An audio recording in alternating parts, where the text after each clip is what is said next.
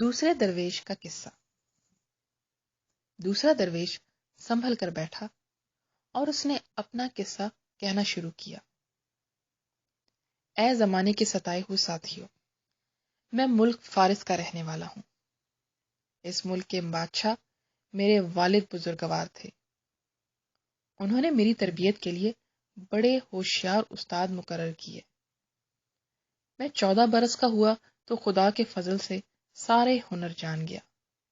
اٹھنے بیٹھنے کا شعور اور بات چیت کا سلیقہ قرض سبھی کچھ آ گیا۔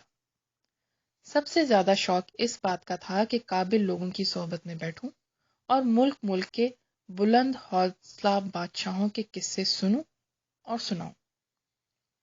ایک دن کا قصہ ہے کہ ایک ہوشیار، تجربہ کار اور تاریخ داں بزرگ نے کہا کہ اے آدمی کی زندگی کا کوئی بھروسہ نہیں ہے، لیکن کچھ خوبیاں ایسی ہیں جن کو اپنا لینے سے آدمی کا نام قیامت تک زندہ رہتا ہے۔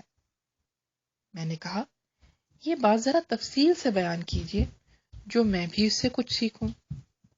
اس پر اس بزرگ نے حاتم طائی کا قصہ یوں سنایا۔ حاتم کے زمانے میں عرب کا ایک بادشاہ نوفل تھا۔ حاتم کی شہرت سن کر وہ اس کا دشمن ہو گیا۔ بڑا سا لشکر لے کر حاتم کے ملک پر چڑھ آیا۔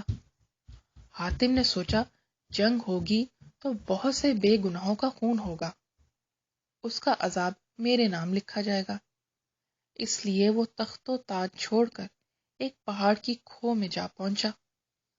نوفل کو اس کے غائب ہونے کا حال معلوم ہوا تو اس نے منادی کرا دی کہ جو حاتم کو پکڑ کر لائے گا 500 اشرفی انعام پائے گا۔ یہ سن کر بہت سے لوگوں کو لالچ آیا اور وہ حاتم کی تلاش کرنے لگے۔ ایک دن ایک بوڑھا، اس کی بڑھیا اور ان کے 2-3 بچے لکڑیاں چنتے اس غار کے پاس جا پہنچے جہاں حاتم چھپا ہوا تھا۔ بڑھیا بولی، اگر حاتم ہمارے ہاتھ آ جاتا تو ہمارے دن پھر جاتے۔ بوڑھے نے کہا، کیوں ٹر ٹر کرتی ہے؟ ہماری ایسی قسمت کہاں جو حاتم ہمارے ہاتھ آئے اور ہم انعام میں 500 شرفیاں پائیں۔ ہماری قسمت میں تو لکڑیاں چننا ہی لکھا ہے۔ حاتم ان دونوں کی باتیں سنتا تھا۔ اس نے سوچا، یہ زندگی کسی کے کام ہی آ جائے تو اچھا ہے۔ یہ سوچ کر باہر نکل آیا اور بوڑھے سے کہا، میں ہی حاتم ہوں، مجھے پکڑ کر نوفل کے پاس لے چل اور اس سے انعام لے۔ بوڑھا سوچ میں پڑ گیا، پھر بولا، ایسا کرنے میں میرا بھلا ضرور ہے، مگر معلوم نہیں وہ تجھ سے کیا سلوک کرے، کیا پتہ مار ہی ڈالے۔ میرے ہاتھ انعام لگا بھی تو کیا دن پھریں گے اور کیا کھاؤں گا؟ آخر مرنا ہے اور خدا کے سامنے جانا ہے، اسے کیا منہ دکھاؤں گا؟ حاتم نے بڑی خوشامد کی مگر وہ نہ مانا۔ آخر حاتم نے کہا، میں خود نوفل کے پاس جا کر کہتا ہوں کہ اس بوڑھے نے مجھے پہاڑ کی کھو میں چھپا رکھا تھا۔ بوڑھا ہنس کر بولا، بھلائی کے بدلے برائی ملے تو یا نصیب۔ یہ تکرار سن کر آدمی جمع ہو گئے۔ جب انہیں معلوم ہوا کہ یہی حاتم طائی ہے تو فوراً پکڑ کر نوفل کے پاس لے گئے۔ وہ بوڑھا بھی افسوس کرتا ہوا پیچھے پیچھے چلا۔ نوفل کے دربار میں پہنچ کر ہر ایک نے ڈینگیں ماری۔ ہر ایک بولا کہ اسے میں ہی پکڑ کر لایا ہوں۔ اتنے میں حاتم بول اٹھا کہ سچ تو یہ ہے کہ مجھے وہ بوڑھا پکڑ کر لایا ہے جو سب سے پیچھے کھڑا ہے۔ نوفل نے بوڑھے کو بلوایا تو اس نے سارا حال بیان کیا۔ نوفل نے اس بوڑھے کو 500 اشرفیاں دیں اور جھوٹوں کے سروں پر تڑا تڑ اتنی جوتیاں لگوائیں کہ سب کی چاند گنجی ہو گئی۔ نوفل نے دیکھا کہ حاتم ایسا نیک ہے اور دوسروں کی مدد کے لیے اپنی جان تک دینے سے نہیں کتراتا، ایسے آدمی سے دشمنی کرنا بری بات ہے۔ یہ سوچ کر حاتم سے دوستی کی اور اسے اپنے پاس بٹھایا اور اسے اس کا ملک لوٹا دیا۔ حاتم کی دریا دلی کا قصہ سنا تو مجھے بڑی غیرت آئی۔ میں نے فوراً امیر عمارت کو بلوا کر حکم دیا کہ ایک شاندار عمارت بنواؤ جس میں 40 اونچے اونچے کشادہ دروازے ہوں، اور وہ خوبصورت عمارت بہت جلد ہی تیار ہو گئی۔ میں صبح ہی اس میں جا بیٹھتا اور شام تک محتاجوں اور ضرورت مندوں کو روپے اور اشرفی دیتا رہا۔ جو کوئی جس چیز کا سوال کرتا میں فوراً حاضر کرتا۔ 40ویں دروازے ضرورت مندوں کے لیے کھلے رہتے۔ ایک دن ایک فقیر سامنے کے ایک دروازے سے آیا اور اس نے ایک اشرفی مانگی، میں نے فوراً دے دی۔ پھر وہ دوسرے دروازے سے آیا اور وہ اشرفی میں نے اس کو دے دی اور وہ لیتا جاتا۔ اس طرح وہ ایک کے بعد ایک دوسرے دروازے سے آتا رہا اور ایک ایک اشرفی بڑھا کر مانگتا رہا۔ 40ویں دروازے سے آ کر اس نے 40 اشرفیاں مانگی، میں نے وہ بھی دے دی۔ اس کے بعد وہ پھر پہلے دروازے سے آیا اور پھر سوال کیا۔ مجھے غصہ آ گیا۔ میں نے کہا، اے فقیر، تو بڑا لالچی ہے کہ تیری ہوس کم نہیں ہوتی۔ 40 دروازے سے آ کر تو نے 40 اشرفیاں تک لے لیں۔ حساب تو کر کہ یہ ریوڑیوں کی پھیر کی طرح کتنی اشرفیاں ہوئیں۔ پہلے انہیں تو خرچ کر۔ میری یہ بات سن کر وہ غصے سے بپھر گیا، ساری اشرفیاں پھینک دی اور بولا، یہ لے اپنی دولت، رکھ لے، مگر پھر کبھی سخاوت کا نام نہ لینا۔ میں نے بہت سے ملکوں کی سیر کی، مگر بصرے کی شہزادی کے سوا کسی کو سخی نہ پایا۔ اب تو میں بڑا شرمندہ ہوا۔ اس سے بار بار کہتا تھا، میری خطا معاف کر دے اور جو چاہے لے جا، مگر وہ نہ مانا۔ بولا، اب تو تیری ساری دولت پر تھوکوں گا بھی نہیں۔ وہ تو چلا گیا، مگر میرے دل میں بصرے کی شہزادی کو دیکھنے کا شوق پیدا ہوا۔ جب بادشاہ نے اس دنیا سے کوچ کیا تو میں تخت پر بیٹھا، لیکن دل سے وہ خواہش ختم نہ ہوئی۔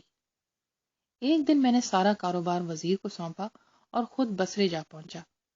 وہاں جو ملتا اپنی حیثیت سے بڑھ کر خاطر مدارت کرتا۔ شہر میں پہنچا تو ایک شخص نے بڑی خوشامد کر کے اپنا مہمان کیا، بڑی خاطر مدارت کی۔ 3 دن رہنے کے بعد میں نے اس کی خوشامد کی کہ اب رخصت کرو۔ بڑی مشکل سے اجازت دی، مگر بولا، اب اس گھر کا سامان سب تمہارا ہے، جو چاہو کرو۔ میری سمجھ میں نہ آیا کہ کیا کروں۔ جب وہ کسی طرح نہ مانا تو سارا سامان ایک مکان میں رکھ کر تالا ڈال دیا۔ اتنے میں ایک اور شخص آ پہنچا اور منتیں کر کے وہ بھی اپنے گھر لے گیا۔ پہلے کی طرح اس نے بھی سارا سامان میرے حوالے کر دیا۔ میں نے لاکھ منع کیا، مگر وہ نہ مانا۔ بولا، شہزادی کو خبر ہوگی کہ ایک مہمان آیا تھا، میں نے پوری طرح خاطر نہ کی تو ناراض ہوگی۔ اب تو مجھے اس سے ملنے کا اور بھی اشتیاق پیدا ہوا۔ میں نے اپنے میزبان سے کہا، بھائی، ایک کام کرو، میرا خط شہزادی کی خدمت میں پہنچا دو۔ وہ فوراً راضی ہو گیا۔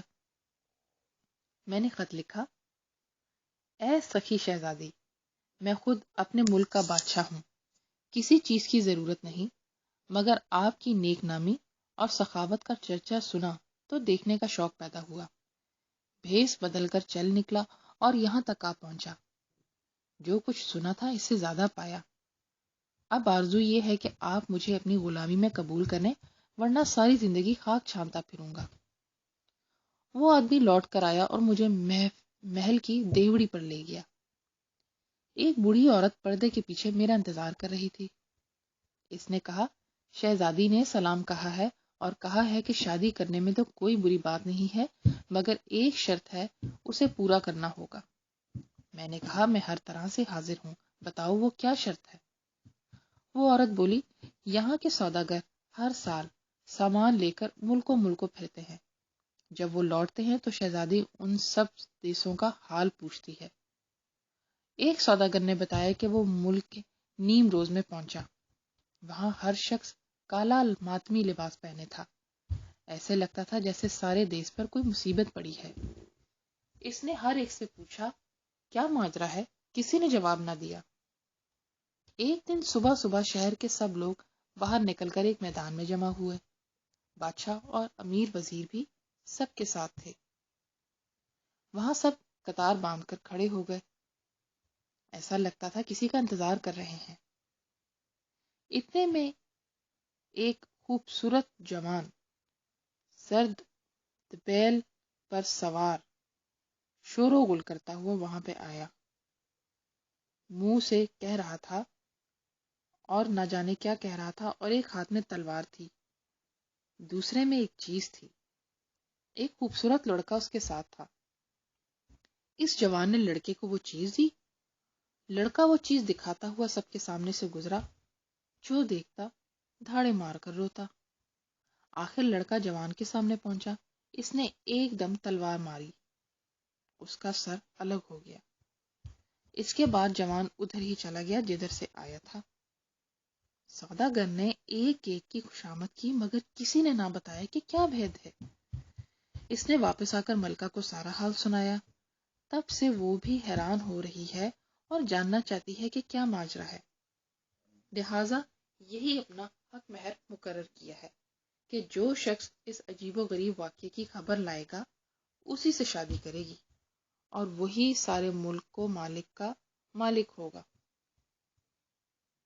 اب تم سوچ لو، اگر اس سوال کا جواب لا سکو تو بسم اللہ، نہیں تو اپنے دیس کو سدھارو۔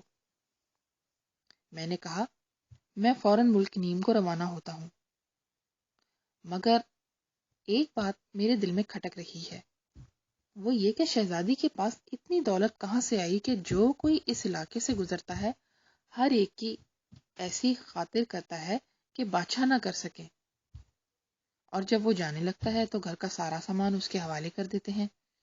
مجھ جیسے نہ جانے کتنے مسافر ادھر سے گزرتے ہوں گے، ان سب کے ساتھ بھی یہی سلوک ہوتا ہوگا۔